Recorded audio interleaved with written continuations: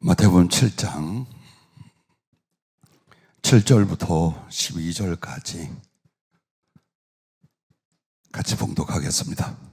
구하라 그리하면 너희에게 주실 것이요 찾으라 그리하면 찾아낼 것이요 문을 두드리라 그리하면 너희에게 열릴 것이니 구하는 이마다 받을 것이요 찾는 이가 찾아낼 것이요 두드린 이에게는 열릴 것이니라. 너희 중에 누가 아들이 떡을 달라 하는데 돌을 주며 생선을 달라 하는데 뱀을 줄 사람이 있겠느냐? 너희가 악한 자라도 좋은 것으로 자식에게 줄 줄 알거든 하물며 하늘에 계신 너희 아버지께서 구하는 자에게 좋은 것으로 주시지 않겠느냐? 그러므로 무엇이든지 남에게 대접을 받고자 하는 대로 너희도 남을 대접하라. 이것이 율법이요 선지자니라. 아멘. 때로는 같은 본문을 수도 없이 또 말씀을 주시고 또 말씀을 주시고 합니다. 전 주님께서 그 마음을 조금 우리가 헤아릴 수 있게 되는 것이 뭐냐면, 성경을 많이 지식으로 풀어주려는 것이 주님의 마음과 메시지를 전하는 본 뜻이 아니에요. 물론 성경은 가르치고 풀어주고 계속해서 하실 것입니다. 그러나 중요한 건 그때그때 그 말씀을 받는 사람들에게 이루시고자 하는 주님의 뜻이에요. 그러므로 필요하다면 1000번이라도 같은 본문을 말씀할 수 있고 10,000번이라도 같은 단어를 쓰실 수 있다라는 것을 보았습니다. 24년이 이제 시작이 되어 가고 있습니다.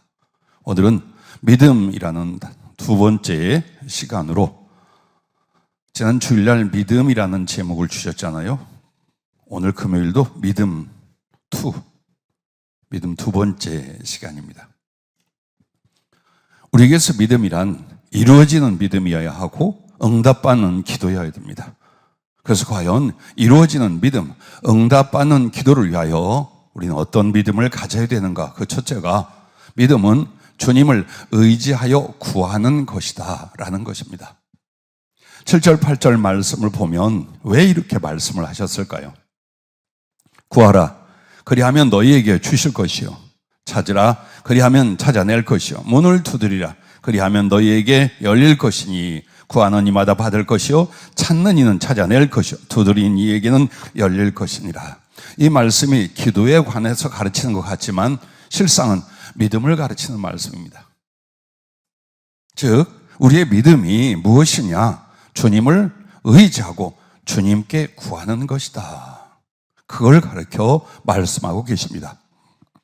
그러므로 먼저 여러분에게 하나님께 구하고 기도할 때는 이 믿음이 있어야 됩니다. 생명을 구원하시고 그 나라도 주시는 하나님께서 나에게 무엇인들 아니 주시겠는가? 이 믿음이 있으셔야 합니다. 자기 아들을 아끼지 아니하시고 우리 모든 사람을 위하여 내주시니가 어찌 그 아들과 함께 모든 것을 우리에게 주시지 아니하겠느냐? 로마서 8장 32절에 말합니다. 이 말은 하나님 아버지께서 우리에게 주신 생명보다 더 귀한 것이 있어요. 그것은 바로 아들 예수 그리스도십니다. 그런데 그 아들 예수 그리스도를 우리에게 십자가를 통하여 내어주시는 하나님께서, 그 주님도 주신 주님이 우리에게 무엇인들 못 주겠느냐? 이것이 믿음이에요. 그래서 그 주님에 대한 우리의 신뢰와 사랑으로 말미암아 의지하고 간구하고 의지하고 강청하고, 그래서 기도 자체가 뭐냐? 믿음 생활이다. 그걸 말씀을 하는 것입니다. 예전에 한번 한경직 목사님의 간증책을 읽고 이야기를 나누고 어제도 아는 분들하고 그 이야기를 했어요. 한경직 목사님이 미국으로 유학을 갈 때 비행기로 갈 때가 아니었어요. 배로 갔어요. 배는 약 한 달가량 태평양을 지나 미국에 들어가게 된답니다. 어렵게 유학비를 준비하고 또 부모님이랑 가면서 먹을 수 있도록 미숫가루라든가 간식들을 해서 이렇게 보내줬답니다. 그리고 이제 그 배에서 얼마나 그 한 달간이 길었는지 요한계시록을 공부하러 가면서 다 외워버렸대요. 그만큼 많은 시간이 지나갑니다.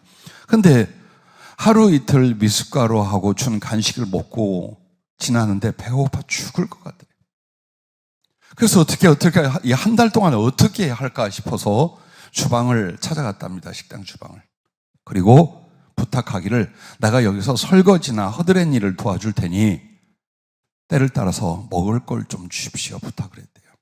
가장 불쌍한 얼굴로. 그랬더니 그 주방에서 요리상 사람들이 깜짝 놀라더래요. 이 배표를 끊었을 때 이미 거기에 다 식사가 포함이 돼 있는 겁니다. 근데 그걸 모르고 쫄쫄 굶으면서 이런 고통과 저런, 근데 그게 우리들 모습이라 이 말이에요. 자, 여러분에게 하늘나라를 주셨어요. 예수님을 주셨어요. 구원은 해 주셨는데 사는 건 못 주겠다. 주님이 그렇게 하셨냐 이 말이에요.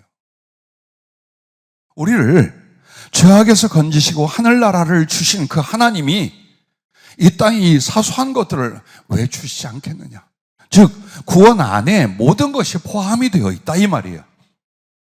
하나님이 나의 아버지가 되고 우리에게 믿음으로 구원을 갖게 하셨을 때는 그 믿음 안에, 그 구원 안에 육신의 것과 삶에 필요한 것까지, 영혼과 미래의 것까지 다 하나님의 은혜로 주실 것으로 다 하나로 포함되어 있다. 그걸 누누이 말해. 그런데 우리가 못 믿는 거예요. 어떡하나? 이 일은 어떡하나? 나중에는 어떡하나? 왜? 주님이 한마디 하셨어요. 믿음이 적은 자들아. 그렇습니다. 우리에게는 더 많은 유익한 환경과 필요한 것들이 필요한 것이 아니라 믿음이 필요한 것입니다.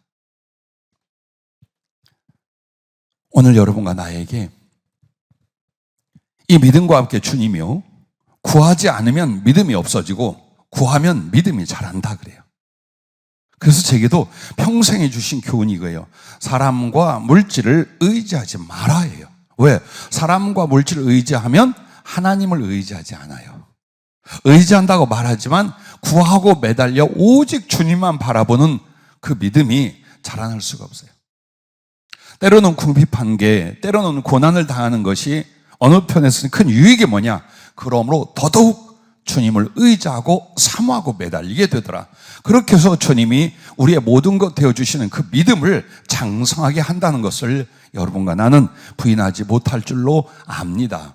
자, 주님이 이제 이런 말씀을 해요. 너희가 내게 기도하러 오는 것, 내게 구하는 것은 인색한 부잣집 문턱에서 구걸을 하고 굶어 죽어가던 나사로 이런 사이가 아니다. 너를 사랑하여 너에게 그 나라를 주실 왕, 그분이 너희를 초청하여 전부 다 명패를 줬는데 그 명패만 보인다면 언제든지 왕궁에 들어와 왕과 함께 식사를 하고 교제를 하고 그리고 우리의 안타까움을 탄원하여 그분과 함께 가서 해결하는 것이다. 이게 바로 기도래요. 그럼 우리에게 들어갈 자격 명패가 뭡니까? 예수 이름이야. 누구든지 예수의 이름만 가지면 만왕양 만주의 주 앞에 얼마든지 가서 차려주신 식탁 앞에 식사하고 사랑의 교제를 나누고 안타깝고 억울하고 어려운 일들을 그분 앞에 다 탄원할 수 있고, 그러면 그 왕이 친히 우리의 손을 잡고 가서 문제를 해결하고 필요한 것을 채워서 다시 우리의 삶의 터전으로 능력으로 나가게 하신다. 이 얘기래요. 어째서 너희가 부잣집 앞에서 굶어 죽어가는 나사로 같이 믿음을 갖고 있느냐? 너희가 내게 오는 것은 그게 아니다. 그래서 여러분과 내가 기도하는 만큼 믿음이 자라고 기도하지 않는 만큼 믿음이 쇠해진답니다. 많은 사람들의 오해가 이거예요. 기도는 할 수도 있고 못할 수도 있어. 기도는 정 어려우면 매달릴 수도 있고 여유가 있거나 내 힘으로 할 수 있으면 기도를 덜 할 수도 있어라고 생각해요. 그런데 중요한 건 기도하는 만큼 믿음이 크고 기도하지 않는 만큼 믿음은 소멸되게 돼 있다. 그 이야기를 하셔요. 그것은 어떤 사람에게는 하루 안에서도, 어떤 사람은 일주일만 기도를 약하게 해도 그의 믿음이 훅 하고 퇴보하게 된답니다. 왜? 기도할 때마다 주님을 만나. 그래서 주님은 기도할 때 우리에게 천사를 통하여 혹은 사람을 통하여 뭐 필요한 거 있단다, 저 아이한테 해줘라 라고 하시는 게 아니래요. 기도는 무조건 이것도 구하고 저것도 구하나 결국은 주님을 구하게 되는 거랍니다. 그리고 어느 응답이 주님을 만나서 함께하지 않고는 이루어지는 응답이 없답니다. 그래서 기도는 전부 다 뭐냐? 예수님을 사모하고 예수님을 구하여 예수님을 만나고 나서 나머지를 해결하는 거예요. 그래서 기도하는 만큼 믿음이 자라고 기도를 쉬거나 기도가 없는 만큼 믿음은 줄어들게 돼 있다. 그걸 말씀을 해요. 사울 왕이 2번이나 큰 불순종 하나님께 거역의 죄를 범합니다. 사무엘상 13장에 보면 블레셋이 침공을 할 때 엄청난 많은 대군으로 와요. 그런데 계획하고 약속한 시간에 7일을 사무엘이 늦게 옵니다. 그러면 여기저기 사람들을 다 모아서 뭐를 하느냐? 번제를 드리는데 화목제로 말미암아 번제를 드려요. 그럼 왜 화목제로 말미암아 번제를 드리냐? 물론 감사 서원제예요. 근데 중요한 건 화목제는요, 그 많은 사람들, 특히나 각 지파의 수령들이나 지도자들하고 함께 식사를 하고 그들에게 배불리 소를 잡아 먹이는 거예요. 자, 그렇게 해서 환심을 사고 더 힘을 내서 대적과 싸울 준비를 하려는데 오직 제사장을 맡아던 사무엘이 안 오는 거예요. 그러면 사람들 분위기가 어떻게 했어요? 또 그 사람들이 각각 신뢰하는 부분에서 어떻게 했어요? 이걸 염려하고 두려워해서 사울왕이 직접 번제를 드립니다. 절대로 해서는 안 될 망령된 짓을 하게 됩니다. 자, 그때 이미 하나님은 그를 버리려고 작정을 하셨습니다. 사무엘기 15장에 가면 2번째 또 하나님을 거역하는 일이 벌어져요. 아말렉이 침공했을 때에 다 이기게 하셨어요. 그리고 아말렉 그들의 족속, 그들의 모든 소유, 짐승들까지 싹 다 씨를 말려 없애라고 했습니다. 그런데 좋은 것들을 남기고 아말렉의 왕 아각을 포로를 잡아뒀어요. 사무엘이 와봤더니 짐승들 소리가 나고 아각이 저쪽에서 내가 살았구나 하고 있어요. 또 말을 안 들었어요. 하나님이 진노하심을 또 그에게 전했어요. 그때 사울이 뭐라고 하느냐? 내가 사람들을 하나님의 목소리보다 사람들의 목소리를 더 두려워하여 청정했다. 즉 사람들을 두려워해서 그들의 목소리를 들었다 이 말이에요. 자, 보십시오. 여러분과 내가 기도하지 않으면 이렇게 물질이나 사람에 좌우됩니다. 환경에 좌우됩니다. 하나님보다도 훨씬 인간적인 건 물질 문제 여기에 매여서 하나님의 뜻을 저버리거나 아니면 그 거룩한 뜻을 약화시켜버립니다. 그런데 이게 어디에서 오는 믿음이냐? 하나님께 매달려 강청하고 간구하는 믿음. 여기서 오는 거예요. 그래서 기도 안 하면 사울 왕이 왜 이렇게 됐겠어요? 기도하지 않고 하나님 의지하지 않으면 당장의 현실을 의지해요. 사람이든지 권력이든지 물질이든지 환경이든지 이걸 보고 하나님의 뜻 혹은 하나님을 섬겨야 될 소중한 것들을 놓치거나 버리거나 포기하게 되는 것입니다. 한나를 통해서 주님 이런 말씀을 해요. 한나가 사무엘의 엄마잖아요. 근데 사무엘을 얻기 전 그는 아들을 못 가졌어요. 그리고 엘가나의 다른 처가 굉장히 괴롭게 하고 고통스럽게 했어요. 남편이 아무리 위로하고 더 많은 걸 준다 할지라도 마음이 족하지 않았어요. 고통과 슬픔, 번뇌로 가득 차 있었어요. 그러나 그가 그 가슴을 안고 하나님의 전에 올라가 부르짖고 영혼을 쏟아 기도할 때에 그는 주의 종이 하나님께 당신의 기도를 들으실 것이요 평안히 집에 가라. 그 말씀 한마디로 수심이 없어지고 마음의 평안을 가지고 돌아갑니다. 그리고 나서 하나님은 그의 서원과 기도대로 사무엘을 주시고 그는 하나님을 지극히 높이고 섬기는 큰 믿음의 성장의 그릇이 됩니다. 기도 안 할 때와 기도할 때의 차이가 한나에게서 여러분 조금만 읽어보면 명확하게 나타나요. 기도 안 할 때는 얼마나 번뇌하고 괴로워하고 분노하고 악하게 사로잡혀 갑니다. 근데 하나님께 기도하고 나니 수심이 없어져요. 마음의 염려도 악한 것도 슬플 것도 없어지기 시작해요. 왜? 믿음이 생기고 있다는 거예요. 환경은 똑같아요. 그 사람이 역시 그 사람이 그럼에도 마음속에 믿음이 자라나니 그는 믿음을 따라 하나님을 바라고 기다리고 하나님께 다시 자기를 드릴 수 있게 되는 사람이 됩니다. 이런 예를 들어주시면서 봐라, 기도할 때와 기도 안 할 때가 어떤 차이가 있더냐. 기도 안 하면서 믿음과 사랑이 좋아지리란 말은 절대로 하지도 마라. 오늘 그래서 이 말씀을 우리에게 주셨습니다. 자, 두 번째는 믿음은 받은 사랑으로 섬기는 것이다 라는 거예요. 계속 주님이 구하라, 찾으라, 두드리라. 그것은 뭘 말해요? 구할수록 믿음이 자란다. 구하는 것 자체가 믿음이라 그랬는데 이제 9절부터 12절에 보면 말씀이 묘하게 흘러가요. 뭐라고 하십니까? 이렇게 표현합니다. 너희 중에 누가 아들이 떡을 달라 하는데 돌을 주며 자기를 돌아보게 합니다. 자기의 자식에 대한 사랑 부분을 돌아보게 만듭니다. 생선을 달라 하는데 뱀을 줄 사람이 있겠느냐? 너희가 악한 자라도 좋은 것으로 자식에게 줄 줄 알거든. 자, 설사 도둑놈이 있다고 합시다. 더 악한 자가 있다고 합시다. 그래도 자기는 악할지라도 자식에게는 좋은 것을 주려고 하지 않느냐? 왜? 사랑하니까.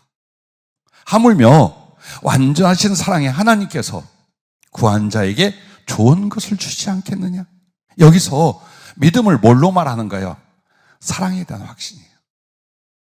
우리가 하나님을 믿되 그가 과학적으로, 논리적으로, 지식적으로 살아계시고 구속을 이뤄가는 분이다가 아니에요. 그분의 사랑을 경험해가는 거예요. 모든 지식과 모든 말씀을 통해 여러분은 뭘 봅니까? 하나님의 사랑을 보는 거예요. 그리고 그 사랑이 말씀을 통하여, 삶을 통하여 내게 일어나고 이루어지는 걸 경험하는 거예요. 믿음은 어디에 있다? 바로 그 하나님의 은혜, 하나님의 사랑에 너의 믿음이 있다. 그걸 말해주는 거예요. 그래서 우리가 무엇으로 하나님께 이것을 해주십시오, 저것을 주시옵소서 기도할 수 있습니까? 그분의 자비, 그분의 사랑, 나의 아버지 되심에 대하여. 그 부분을 말하는 거예요. 그렇게 하면서 말씀은 어떻게 이어져 갑니까? 그러므로 무엇이든지 남에게 대접을 받고자 하는 대로 너희도 남을 대접하라. 이것이 율법이요 선지자니라. 이렇게 말합니다. 그래서 여러분 보세요. 기도도 믿음도 모두 하나님 주신 사랑이 그 터와 뿌리가 된다는 걸 먼저 말씀을 해요. 그렇습니다. 여러분이 기도할 때 간절하고 담대히 기도할 수 있는 건 나의 공로를 생각하면 없어. 그런데 예수님의 그 은혜, 아버지의 그 사랑, 그것을 생각한다면 나는 더 간절히 담대히 구할 수 있는 믿음이 자라나게 될 줄로 압니다. 또한 그가 주시는 사랑이 어때요? 나의 뿌리가 되는 거예요. 어디로 가서 무엇을 하며 산다 할지라도 하나님을 바라여 믿고 의지하고 사모하고 구하며 살 수 있는 건 바로 내게 주신 그분의 사랑이 터와 뿌리가 되기 때문이라는 것입니다. 그러므로 기도는 감사가 근본이요 믿음은 사랑이 전부입니다. 여러분과 나에게 기도할 때 아무것도 염려하지 말고 오직 모든 일에 기도와 간구로 너희 구할 것을 감사함으로 하나님께 하라 그래요. 이 말은 기도는 감사하지 않은 사람에게는 하나님과 관계가 없어요. 왜? 하나님의 사랑과 은혜를 아는 사람만이 감사가 있어요. 그래서 그 감사가 바로 기도의 조건이고 기도의 터가 된다 이 말이에요. 믿음은 뭐냐? 하나부터 열까지 다 사랑이다 이 말이에요. 하나님의 사랑을 알았어요. 예수님의 십자가의 사랑을 알았어요. 그 사랑을 받아들이고 그 사랑을 의지해요. 이게 믿음이야. 그러면서 그 믿음은 생명력 있고 자라나는데 바로 내 안에서 그 나를 사랑하시는 주님을 향한 사랑이 자라나는데 이게 믿음이 자라나고 사랑이 자라나고 사랑이 자라나고 믿음이 함께 자라나는 것. 그래서 믿음이라는 것은 그냥 나의 어떤 신념이 아니에요. 나의 생각을 다짐하는 게 아니에요. 나는 알아. 그분의 사랑을.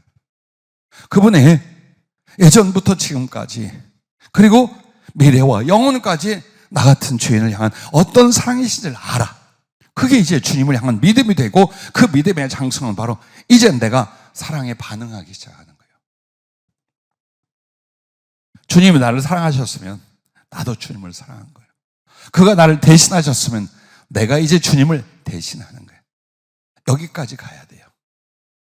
좋은 건 다 뺏어먹고 주님에게는 수고만 남기고 외로움만 남겨놓고 나는 나와 내 자식과 나의 삶을 살련다. 그건 믿음이 아니에요. 믿음이 작아서 그렇게 아니요. 그건 믿음이 아니에요. 그래서 기도는 감사가 그 터를 이루고 믿음은 사랑이 전부라는 거예요. 만약 여러분이 믿음으로 산다. 예수님이 나의 구주요. 그의 십자가에서 나의 죄악을 위하여 내어주신 바 되고 그의 부활을 통하여 나를 의롭다 하시며 그 하나님의 의 안에서 영원한 부활 생명을 주실 것이다를 믿는다면 여러분은 어떻게 해야 됩니까? 우리가 살아도 주를 위하여 살고 죽어도 주를 위하여 죽나니 그러므로 사나 죽으나 우리가 주의 것이로다. 여기까지는 가셔야죠. 여기까지는 가야 돼요. 그러지 않고는 여러분이 내가 믿는데 내가 기도도 했는데 왜 이게 이루어지지 않을까? 혹은 왜 이런 은혜나 평안이나 어떤 형통이나 안 이루어질까? 그 생각하지 마십시오. 믿음은 그 믿음이 아니라고 했잖아요. 사랑으로 말미암아 주님을 사랑하게 되는 게 믿음이라고 했잖아요. 그럼 여러분 당연히 그리스도가 나를 대신하셨으니 나는 그분의 손과 발이 되리라. 내가 그리스도와 함께 십자가에 못 박혔나니 그런즉 이제는 내가 산 것이 아니요 오직 내 안에 그리스도께서 사신 것이라. 바로 이렇게 당신과 나를 사랑으로 연합하는 이 믿음과 이 삶이 그때부터 이게 믿음이라 그 말이에요. 자, 그러므로 믿음은 곧 하나님을 사랑하고 형제와 이웃에 대한 사랑을 행하는 것이에요. 사랑이 뿌리가 되고 사랑이 터가 돼서 우리가 믿음을 가졌잖아요. 그럼 이제 그 사랑을 어떻게 믿음 안에 어떻게 합니까? 행하는 거예요. 야고보서 2장 8절에 보면 너희가 만일 성경에 기록된 대로 네 이웃 사랑하기를 네 몸과 같이 하라 하신 최고의 법을 지키면 잘하는 것이거든요. 이게 믿음인데 그 사랑, 네 이웃을 네 몸과 같이 사랑하라 라는 그걸 지키는 것, 그게 믿음 중에 최고다. 그걸 행동하는 것이 라고 말하는 것입니다. 긍휼을 행하지 아니한 자에게는 긍휼 없는 심판이 있으리니 긍휼은 심판을 이기고 자랑하느니라. 자, 이게 믿음과 연결된 말이에요. 여러분이 하나님의 긍휼과 자비를 무한하게 받았어요. 그래서 내가 그 하나님의 자비와 사랑을 믿어요. 믿는다면 너도 나가서 사람들에게 그 긍휼을, 그 자비를 실천하는 거라 이 말이에요. 그렇게 하는 사람은 정말 죄가 묻어있는 인생을 살았어요. 모두 다 하나님의 뜻대로 온전한 순종이 되지 않았다 할지라도 그 긍휼을 베푸는 믿음으로 말미암아 하나님께서 어때요? 넉넉히 자비를 베풀고 구원의 은총에 넉넉히 들어오게 만든다 이 말이에요. 그러나 믿는다 하면서 긍휼이 없어, 자비가 없어, 다른 사람을 돌보지 않아. 그때에 그 사람이 만약에 하나님 옆에 갔어요. 근데 하나님이 나 너 모른다 그러는 거예요. 무슨 소리를 하십니까? 제가 주찬양교회를 다니면서 이런 봉사도 했고 저렇게 예배를 드렸고 이렇게 기도도 했는데 라고 할 때 주님 뭐라고 하시나? 너는 긍휼이 없었다. 너는 자비를 베풀고 다른 사람들을 충분히 돌볼 수 있을 때 넌 너 하나님을 위해 살았다. 난 이렇게 긍휼과 자비가 없는 사람에게는 난 법을 그대로 집행한다. 네가 완벽하게 의의를 갖지 않는다. 넌 구원이 없다. 지금 야고보서 2장 13절의 말씀은 그걸 말하는 거예요. 그걸 말하는 거예요. 그래서 우리의 믿음을 뭘로 보여라? 선으로, 자비로, 사랑으로 나타내 보여라. 그게 구원받는 믿음, 심판을 이기고 자랑하는 구원의 믿음이 된다라고 말씀하고 계신 거예요. 그래서 이거 우리가 혹시 이해하지 못할까 봐 14절부터 이렇게 말합니다. 내 형제들아 만일 사람이 믿음이 있노라 하고 행함이 없으면 무슨 유익이 있으리요? 그 믿음이 능히 자기를 구원하겠느냐? 만일 형제나 자매가 헐벗고 일용할 양식이 없는데 너희 중에 누구든지 그에게 이르되 평안히 가라, 덥게 하라, 배부르게 하라 하며 그 몸에 쓸 것을 주지 아니하면 무슨 유익이 있으리요? 이와 같이 행함이 없는 믿음은 그 자체가 죽은 것이라. 즉 다른 사람을 돌아보고 돌보고 내주고 배려하고 사랑할 수 있음에도 말로는 그렇게 안 해서 그렇다면 주님이 보시기에 그 사람은 그 믿음 죽은 거다. 그 믿음으로 기도하니 기도가 응답되겠느냐? 그 믿음을 가지고 천국을 간다니 천국 문이 너에게 열리겠느냐? 라고 말씀하는 거예요. 아브라함의 예를 듭니다. 우리 조상 아브라함이 그 아들 이삭을 제단에 바칠 때에 행함으로 의롭다 하심을 받은 것이 아니냐? 네가 보거니와 믿음이 그의 행함과 함께 일하고 행함으로 믿음이 온전하게 되었느니라. 이에 성경에 이른 바 아브라함이 하나님을 믿으니 이것을 의로 여기시다는 말씀이 이루어졌고 그는 하나님의 벗이라 칭함을 받았나니, 이 말은 그 독자 이삭을 하나님이 번제로 바치라 했을 때 그걸 실행을 합니다. 그래서 그가 직접 자식을 잡는 데까지 안 가고 하나님 만류를 하시고 그의 믿음을 받으셨어요. 그 행위를 보시고 하나님께서 그를 그의 그 믿음으로 말미암아 의롭다고 인정하시고 너는 나의 친구라. 친구라는 이 표현은 예수님도 요한복음에 하셨죠. 친구 사이에는 비밀이 없다는 거예요. 친구 사이에는 간격이 없다는 거예요. 내 것이 네 것이 내 것이다, 이 말. 그러니까 하나님과 이 사이가 된다는 말입니다. 어떻게 한 사람이? 믿음을 행함으로 증명한 사람들에게 그렇게 한다는 거예요. 오늘 우리들에게 어떤 변화와 어떤 성장이 있어야 될 것인가 끊임없이 고민하고 말씀을 듣고 여러분을 만들어 가셔야 돼요. 한 해 한 해를 그냥 보내지 마세요. 1년이라면 여러분이 정말 사닥다리를 타고 하늘 꼭대기까지 올라갈 수 있는 시간이에요. 만약 말씀을 통해 자기를 주뜻대로 성숙, 변화시키기를 도모한다면 얼마든 잘할 수 있어요. 근데 말씀을 무시하고 육신적이고 현실적인 것만 가지고 믿음 생활. 그러니까 새해에도 똑같고 다음에도 똑같고, 아니 오히려 위선은 늘고 고난은 늘고 이런 상황이 그래서 우리들에게 일어났다 아니할 수 없는 줄로 압니다. 라합을 보십시오. 또 이와 같이 기생 라합이 사자들을 접대하여 다른 길로 나아가게 할 때에 행함으로 의롭다 하심을 받은 것이 아니냐. 영혼 없는 몸이 죽은 것 같이 행함이 없는 믿음은 죽은 것이니라. 그렇습니다. 지금 이스라엘 하나님의 사람들이 정탐을 왔다가 지금 들켜 잘못하면 잡혀 죽게 생겼어요. 근데 나름대로 라합에게 여호와께 대한 믿음이 있단 말이에요. 그럼 어떻게 해요? 바로 같은 믿음의 사람을 지켜주고 그들의 생명을 보호해 줌으로 말미암아 이 행함이 그를 믿음으로 구원받게 한 것이 아니냐라는 말씀이에요. 거듭났다는 것도 이제부터는 행함의 믿음이 됐다라는 거예요. 우리는 성령으로 거듭났다 그 말 하죠. 이론과 지식과 생각과 고집이 아니라 이제는 나의 마음속에 있는 믿는 바를 나의 삶으로 옮겨 실천할 거룩한 능력이 되는 것, 이걸 가르쳐 말씀으로 거듭났다, 성령으로 거듭났다라고 말하는 것입니다. 그래서 이 내용을 베드로 사도는 어떻게 말합니까? 1장 21절부터 보면 너희는 그를 죽은 자 가운데서 살리시고 영광을 주신 하나님을 그리스도로 말미암아 믿는 자니 너희 믿음과 소망이 하나님께 있게 하셨느니라. 너희가 진리를 순종함으로 너희 영혼을 깨끗하게 하여 거짓이 없이 형제를 사랑에 이르렀으니 마음으로 뜨겁게 서로 사랑하라. 그리고 이것을 말씀으로 거듭난 것이라고 하는 거예요. 자, 믿음과 소망과 사랑이 하나님께 있고 이제 우리에게 있어요. 그럼 어떻게? 진리를 순종함으로 하나님을 사랑하는 거예요. 그 다음에 형제들을 돌보고 자비를 베푸는 그 사랑으로 또 형제들을 사랑하는 거예요. 이 두 가지 사랑의 실천, 그 진실, 이게 바로 구원받은 바 믿음이요 거듭난 사람의 영혼의 모습이라 성경은 이렇게 말하고 있습니다. 그래서 믿음을 키운다라는 건 우리의 행함을 늘리는 거예요. 그 자기밖에 모르는 인색한 범위에서 이제는 위로 하나님을 향하여 좌우로 이웃들을 향하여 손을 내밀며 마음을 나누며 말을 나누며 나의 삶이 그쪽으로 사랑과 섬김으로 넓혀져 가는 거예요. 그게 믿음이 성장하는 거예요. 대박 기다리지 마십시오. 그렇게 살지 말아요.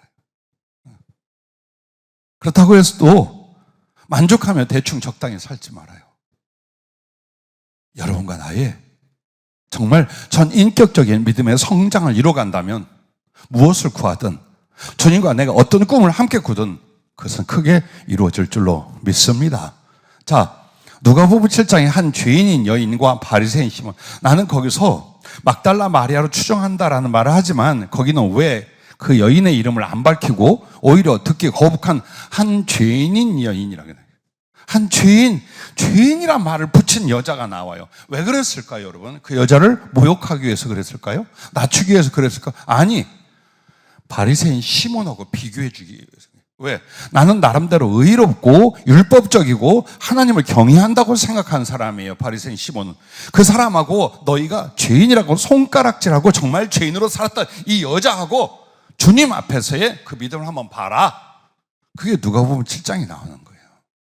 내가 들어올 때 너는 발을 씻어주기는 그냥 발 씻을 물도 주지 아니하였을 때, 넌 내게 입만 주지 아니하였고 넌 내게 감람류 기름도 붓지 않았다. 그러나 저희는 내가 들어올 때부터 그 눈물로 내 발을 적시고 머리털로 발을 닦고 그리고 향유를 가져다 내 발에 붓고 입맞추기를 쉬지 않았느니라.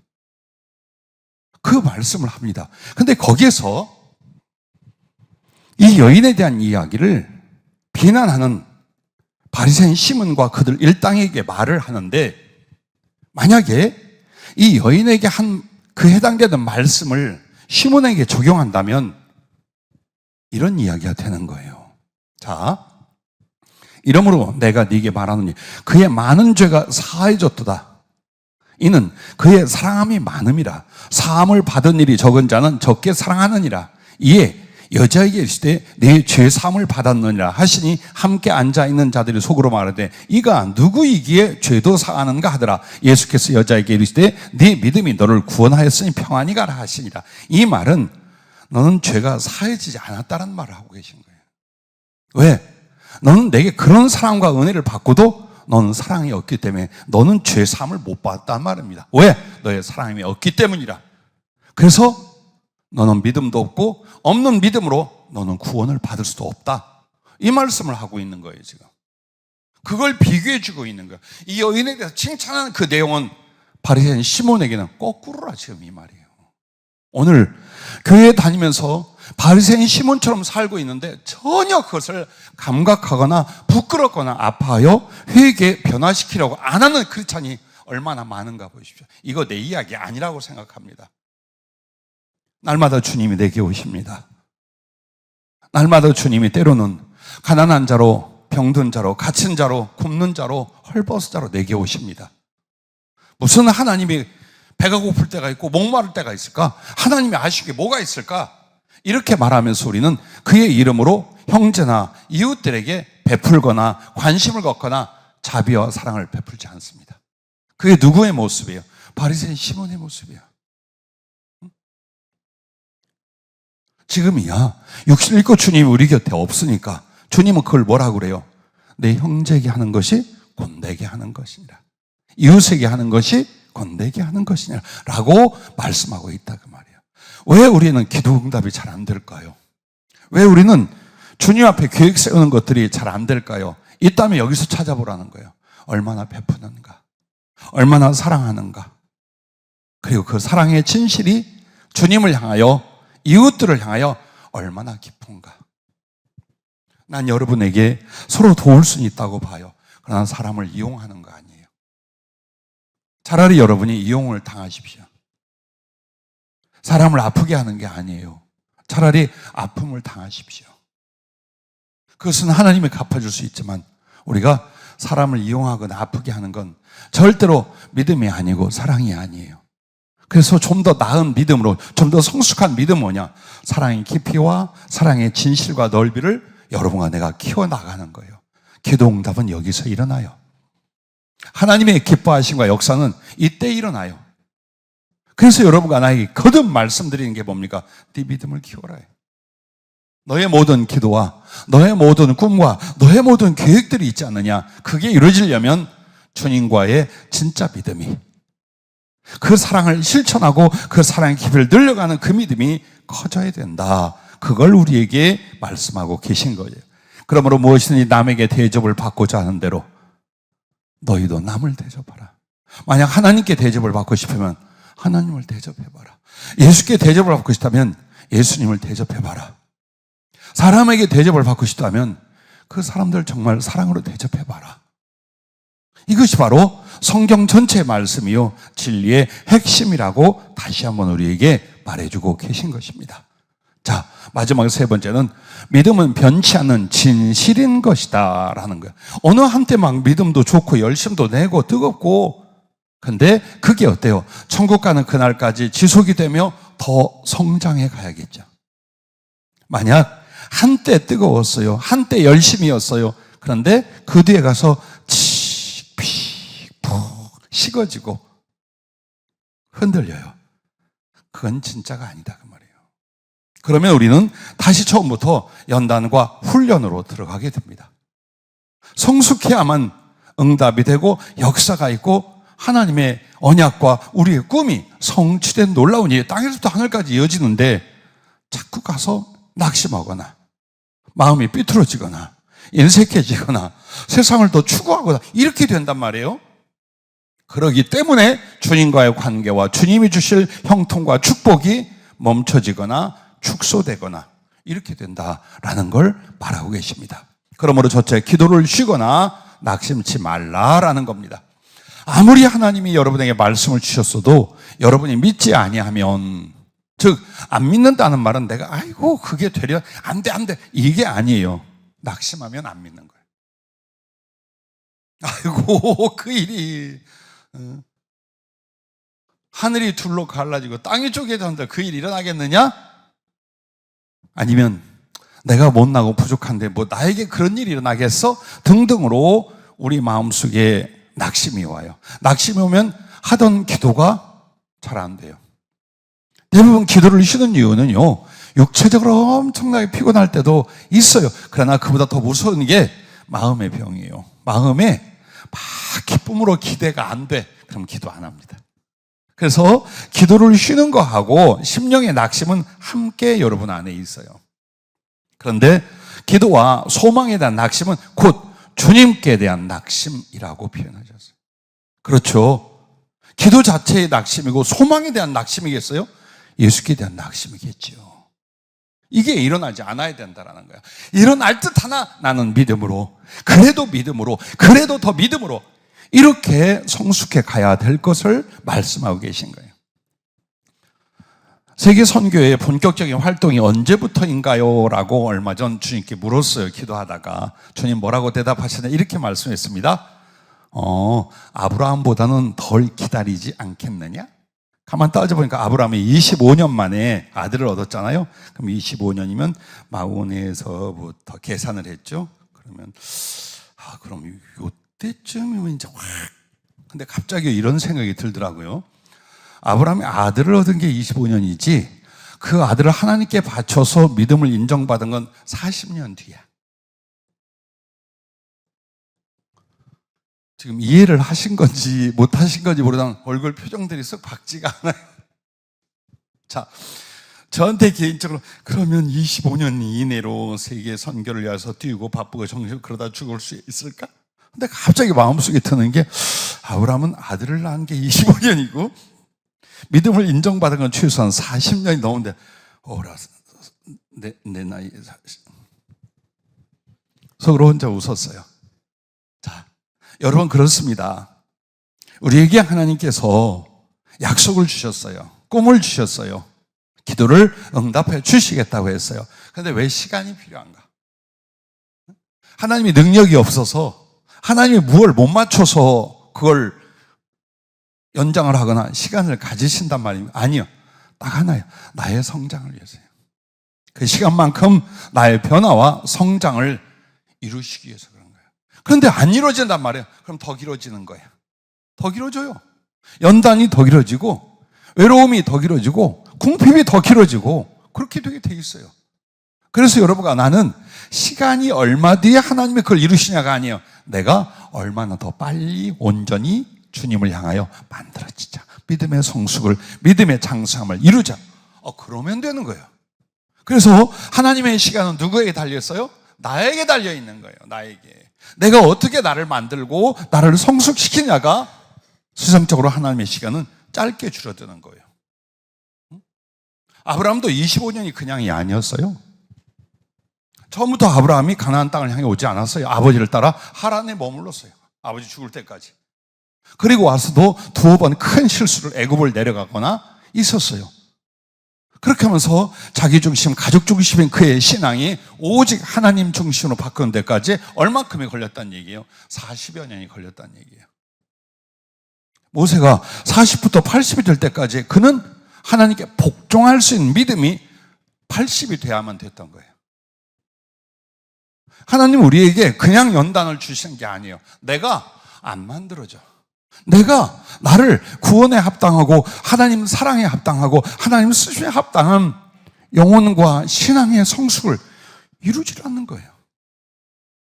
그래서 오늘 여러분에게 믿음은 주님을 의지하여 구하는 것이라고도 하셨고, 믿음은 받는 사랑으로 섬기는 것이다 하셨고, 믿음은 변치 않는 진실이다, 그걸 말씀하고 계신 것입니다. 자, 마태복음 15장 21절부터 보면은 가나안 여자, 마가복음은 수로보니게 여인이라고 나오죠. 그 지경에 나와 소리질러 이르되 주 다윗의 자손이여 나를 불쌍히 여기소서. 내 딸이 흉악하게 귀신이 들렸나이다. 세상에 귀신이 들려서 정말 사람 꼴이 아닌 상태이니 어머니로서 얼마나 고통스럽고 슬프며 안타까웠겠어요. 그런데 예수께 관한 소문을 들었어요. 그는 메시아요 하나님의 아들이요 구주로 오셨는데 그가 귀신을 쫓아내며 병든 자를 고치며 어떤 일이든지 그의 자비를 통해서 다 이루어 주시고 응답하죠. 이게 소망이에요. 이게 단지 유일한 소망인 거예요. 그래서 예수님께 나갑니다. 나가서 소리를 지릅니다. 왜? 주님은 항상 사람에게 둘러싸여 있었어요. 가까이 가서 소곤거릴 수가 없어요. 그래서 큰 소리요. 근데 여러분은 믿음이 좋아서 기도할 때 꼭 속삭이더라니까. 여러분도 주님 오고 한 200-300m 떨어졌다 생각하고 기도해 보세요. 으악! 하고 드론드론 하면 안 들릴 것처럼 가상을 하고 한번, 그래야 여러분의 간절함과 여러분의 감정과 여러분의 사모함이 10배, 100배로 커져요. 드런거리는 기도는요, 거기까지밖에 솔직히 안 돼요. 아무리 기도해서 드런 해보세요. 이 속에서 간절함이 일어나는가, 애절함이 일어나는가, 그리움이나 사모함이 안 일어나요. 해보세요. 그래도 끝까지 여러분 열심히 그렇게 하시더라고요. 그냥 드런드런 적당히 그건요, 주님하고 만나서 교제할 때만 하세요. 정말 여러분이 주님을 앞에 봤으면 소리 안 질러도 주님 깜짝 놀라실 수 있으니까 그때는요, 웃고 울고 끌어안고 마음대로 하세요. 그러나 강청할 때는요, 여러분이 정말 감정이 올라오고 가슴이 쏟아져야 돼요. 안 하면 거기까지예요. 내 믿음의 사모함이 거기까지밖에 안 돼요. 그래서 이 여인도 주님을 향하여 소리를 질렀다고 나옵니다.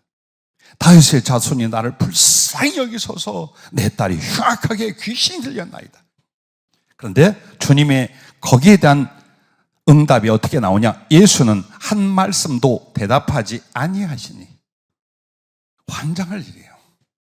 그렇게 자비롭다는 그 사랑의 하나님의 아들이라는 분이 오셔서 눈물로 소리를 지르고 매달려 동동 뛰는 그 어머니를 보고 말도 안 해. 여러분의 기도 생활과 믿음 생활에서 주님께 이런 관계를 맺어보고 다 느껴본 적이 있죠? 대답도 안 해. 그러실 수 있어요. 정말 대답도 안 하는 것 같아. 제자들이 와서 청하여 그러대. 제자들 이제 시끄럽단 말이에요. 들려서. 그 여자가 우리 뒤에서 소리를 지르오니 그를 보내소서. 참, 이게 사람이고 하나님하고 다른 게 이거예요. 그렇게 믿음 좋다, 주께 말씀을 배우고 사랑을 배우는 그들이 시끄럽다고 보내래. 시끄럽다고. 귀신 들렸다고 자기 딸 소리인데 안타까워. 주님, 저 불쌍한 여인 좀 어떻게 좀 도와주십시오. 이렇게 나와야 되잖아요. 근데 보냅시다 저. 어떻게 믿음이 자라는가 보십시오. 자, 예수께서 대답하여 이르시되 나는 이스라엘 집에 잃어버린 양 외에는 다른 데로 보내심을 받지 아니하였노라. 또 한 번 거절했어요. 묵은 가운데 거절하고 그 다음에 말을 해서 넌 이스라엘 백성 아니지 않냐. 거절해버렸어요. 자, 여자가 와서 예수께 절하며 이르되 주여 저를 도우소서. 대답하여 이르시되 자녀의 떡을 취하여 개들에게 던짐이 마땅하지 아니하니라. 이 말은 정말 충격적인 거예요. 하나님의 입에서, 정말 구주의 입에서 저런 말이 나올 수 있단 말인가? 할 수 있어요. 자녀의 떡을 취하여 개들에게 주니 마땅치 않느니라. 이 말은 뭐예요? 너 개야. 넌 솔직히 개야. 그래서 내가 내 새끼들도 먹이가 어려우면 너한테 안 줘. 라는 말로 충분히 이해할 수 있는 말이에요. 발끈할 수 있죠. 그때 되는 말이거든. 지렁이도 밟으면. 그러면서 주님 앞에 성질 낼 수 있잖아요. 그런데 여인의 믿음을 보십시오. 여자가 이르되 주여 올소이다마는 개들도 제 주인의 상에서 떨어지는 부서기를 먹나이다. 보세요. 무슨 믿음입니까? 우리하고 한번 비교해 보라는 거예요. 이에 예수께서 대답하여 이르시되 여자여 네 믿음이 크도다. 네 소원대로 되리라 하시니 그때로부터 그의 딸이 나으니라. 자, 주님은 말로 응답을 해줄 수 있어요. 성경 구절로 가르쳐 줄 수 있어요. 근데 주님의 목적은 뭐예요? 그의 믿음을 끌어내어 크게 자라나게 만들어준 거예요. 이 여인도 자기도 그런 믿음이 있는지 몰랐어요. 솔직히 몰랐어요. 아무도. 그러나 주님이 그 여인에게 바로 긍휼의 응답을 아니하시고 오히려 자극적인 아픔을 주었더니 그는 더 겸손해지고 더 간절한 믿음이 솟구쳐 나오는 모습을 주님 만들어내신 거예요. 나는 여기에서 이 한 말씀 한 말씀을 여러분에게 해당을 해서 3년에서 7년 걸려서 한 말씀 했다고 합시다. 여러분이 자식 문제로 기도를 했는데 정말 충성해봤다고 하나님께 서원을 하고 기도를 했는데 주님이 대답을 안 해. 3년 동안 기도를 했는데 대답을 안 해. 무엇으로나 틀리거나 깨달아지는 게 없어요. 그래서 3년을 더 기도를 했어요. 그랬더니 뭐라고 말합니까? 난 너를 위해서 온 게 아니야. 다른 믿음의 사람들 위해서. 그래 다 매달도 3년, 5년을 더 기도를 했어요. 그때 딱 하는 말이 자녀의 떡을 취하여 개들에게 주는 게 마땅하겠냐. 15년 동안 기도했더니 응답이 그걸로 왔어요. 어떻게 할까요, 여러분? 이런 젠장. 정말 내가 잘못 기도했구나. 아니, 사단이지 주님의 음성이 아닌 것 같아. 이렇게 가야 되잖아요. 30년 동안에 걸렸다고 합시다. 이 내용을 봤는데 30년 뒤에 주님이 기다리는데 네 믿음이 진실하고 크도다 라고 했다면 30년이 가치 있잖아요. 그 30년이 얼마나 가치 있어요.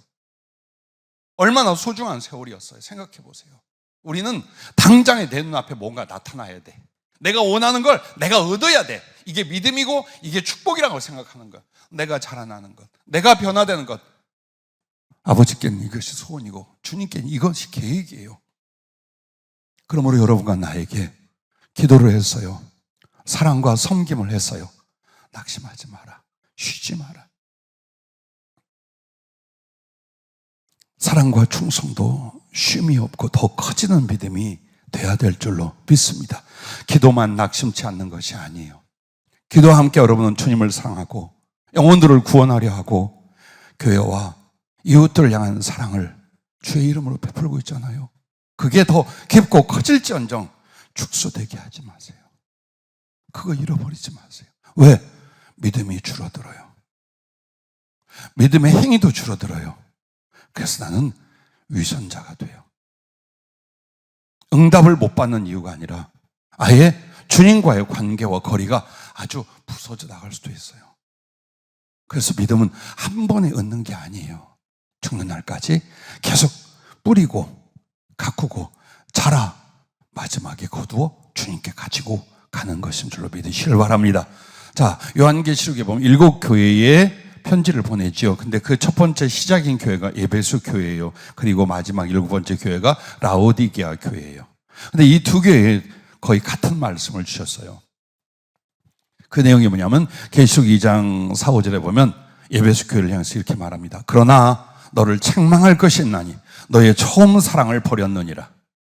그러므로 어디서 떨어졌는지를 생각하고 회개하여 처음 행위를 가지라. 만일 그리하지 아니하고 회개하지 아니하면 내가 네게 가서 네 촛대를 그 자리에서 옮기리라. 라오디게아 교회에는요, 계시록 3장 16절 이렇게 말합니다. 네가 이같이 미지근하여 뜨겁지도 아니하고 차지도 아니하니 내 입에서 너를 토하여 버리리라. 이 말씀을 현대 교인들은 두려워하지 않아요. 정말 무서운 얘기예요. 교회 밖에다 말하는 게 아니라 교회 안에다가 신자들에게 하는 말이에요. 너 사업도 잘하고 열심도 내고 교회 봉사도 앞장서느냐? 근데 너 처음 사랑이 없어졌다. 그 순수함이, 그 뜨거움이, 그 기뻐함이, 그 차원함이 너도 없어졌어. 교회에서 상당히 계산적이고 머리 쓰고 네 자리 차지하고 너 그 뭐냐 그게? 너 처음 사랑만 없다면 너 이거 회개해야 돼. 회개 안 하면 내가 너 버리고 떠난다. 금초대를 옮긴다는 건요, 성령이 떠나간다, 하나님의 계획과 쓰심이 떠나간다는 뜻이에요. 나 너 버릴 거야. 근데 이걸 두려워하지 않아요. 여러분과 내 가슴에 처음 사랑이 있었습니까? 없었다면 이해를 해요. 그런데 그 구원의 감격과 확신, 성령이 임하여 내가 예수님을 향하여 어떻게 사랑하고 어떻게 삶을 바치겠다는 그 온전함과 순수함의 때, 그게 변질되면 안 된다는 거예요. 잘하면 잘하지 그게 교묘해지고 간사해지고 허무해지게 만들면 안 된다는 거예요. 우리 딴에는 다른 걸로 내 신앙이 좋은 것 같이 보일 수 있어요. 주님은 그게 아니에요. 사랑의 진심을 보려고 그래요. 사랑의 순수함과 간절함을 보려고 그래요. 그걸 위해서 오셨고 구원했고 모든 걸 다 바쳤어, 주님은. 근데 속에서 사랑의 변절자가 돼가는 거예요. 안 된다 이 말이에요. 그건 절대로 안 된다. 연단의 대상이에요. 네가 이같이 미지근하여 뜨겁지도 아니하고 차지도 아니하니 내 입에서 너를 토하여 버리라. 이 말이 뭘 말해? 뜨거운 게 뭘 말할 것 같아요? 사랑의 열정을 말해요. 한 번도 사랑의 열정을 품어본 적이 없어, 주님께. 미치도록 당신을 그리워하고 사랑하고 기뻐한 적이 없어. 주님이라면 목숨을 내놓고 당신을 살고 죽을 이 사랑이 일어난 적이 없어, 한 번도. 그렇다고 해서 아주 냉철하고 아주 정확하게 주의 말씀을 쫓아 사는 것도 아니야.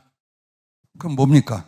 대충 적당히 한 발은 세상으로 한 발은 신앙으로 이런 식으로 살아. 그래서 아예 이 속에 그 사랑의 열정과 뜨거움은 없어. 그럼 주님 어때요? 토하여 내쳐버리겠다. 똑같은 말이에요. 에베소 교회를 향하여 촛대를 옮기겠다는 말과 입에서 토하여 내쳐버린다는 말과 같은 말이에요. 결국 주님은 교회를 향하여, 성도를 향하여 가장 원하는 게 뭡니까? 사랑의 깊이와 진실이에요. 그 믿음을 말하는 거예요.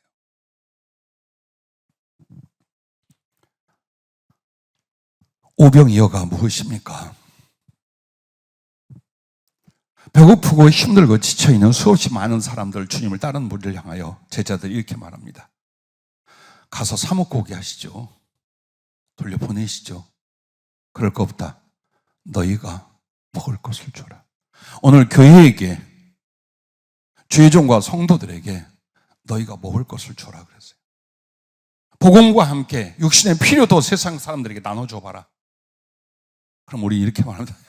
주님, 내가 있는 거요, 물고기 2마리 말린 거 하고 보리개떡 100개밖에 없어요.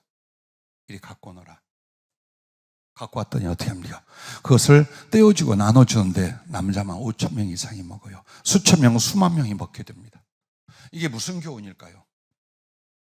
주님의 소원과 우리를 향한 믿음의 바라보면 이거야. 네가 먹을 걸 줘라요. 그러나 무엇을 해서 너의 작은 것을 주께 드림으로 말미암아 하나님이 크게 너를 들어 쓴 역사가 일어나게 한번 만들어보자 이 말이에요. 그런데 그 적은 것을 벌벌 떨고 못 드리는 거예요. 우리는요, 마음도 물질도 삶의 기회도 못 드리는 거예요. 못 드려. 그리고 맨날 이 말만 하는 거야. 주여 부어주시옵소서, 주여 써주시옵소서. 안 일어난다니까, 죽을 때까지요. 우리한테 그런 일 안 일어나요. 만약 이 오병이어를 주님께 안 드렸어요, 안 했어요. 주님이 했으면 제자들 저쪽에 머리박아 시켜놓고 주님이 했을 거예요 아마. 그런데 다행히 직권 아니더라도 무리 중에 아이가 내놓은 걸 갖고 왔어요. 요게 있어야 된다 이 말이에요. 오병이어는 주님이 하나님의 아들로 표적을 행했더라가 아니에요. 중요한 건 오병이어를 주님께 드렸어요. 오늘 우리들도 오병이어는 있어요. 한 끼 도시락이나 하루 먹을 건 누구나 있어요. 그걸 정말 복음을 위하여 가난하고 전쟁통에 죽어가는 사람들을 위하여 드릴 수 있느냐? 그 믿음을 보는 거예요. 그 믿음을. 그런데 그러기에는 복잡하죠, 주님. 내가 좀 사는 게 조금만 나아지면요, 이렇게 하면서 오병이어 자체를 주님께 드릴 생각을 안 해요. 그러면 주님은 언제까지? 그 오병이어를 가지고 수천 명, 수만 명을 먹이고 구원할 수 있는 큰 사역은 우리에게서 떠나가기 시작하는 거예요. 우리 일생에 그런 일은 없어요. 그냥 이렇게 살다 이렇게 죽는 거예요. 그걸 안타까운 주님이 오늘 이 말씀 우리에게 주시면서 가룟 유다가 되지 말고 마띠아가 되라라고 하셨어요. 12 제자 중에 가룟 유다가 주님을 배반하고 사단에게 잡혀 자결하여 죽게 되지요. 그리고 사도행전에 보면은 다시 주님과 함께 했었고 사도로서의 자격을 갖춘 자 중에 2 사람을 천거하고 그 중에 제비 뽑기를 하여 마띠아가 됩니다. 마띠아는 마티아스라는 마태와 같은 말이에요. 그래서 마태가 아람어식이면 마티아스는 히브리식으로서 같은 말의 뜻인데, 근데 보세요. 오늘 여러분과 나에게 어느 날 주님이 내가 세계 선교를 위해서 보내려고 하는데 한 명이 부족하다. 네가 나서겠느냐? 근데 거기 하면 정말 고통받고 괴로움 당하다가 목이 잘려 순교할 수도 있고 넌 다시 가족에게로 돌아올 수도 없을 수 있다. 그런데 지금 한 명이 부족하다. 복음과 나를 위하여 누가 나서겠느냐? 주님, 제가 갈 텐데 물질을 좀 주시면 가겠습니다. 아니, 한번 네가 그냥 가봐. 그렇다면 조금 생각해 보겠습니다. 자, 마띠아에게 어떤 약속 안 했어요? 물질이 생긴다는 것도, 부귀영화가 생긴다는 것도, 예수 믿어서 잘 된다는 것도 절대 약속 안 했어요. 그냥 누가 이 세계 선교를, 주님의 제자들, 사도들은 전부 다 세계 선교를 위한 사람들이었어요. 그들의 앞날이 어떻다는 거 알아요. 어떤 핍박이 있으며 어디 가서 어떻게 처참하게 순교할지 다들 짐작하고 있는 바예요. 그때에 마띠아가 손을 들고 기꺼이 그 선택에 대하여 자기를 바칩니다.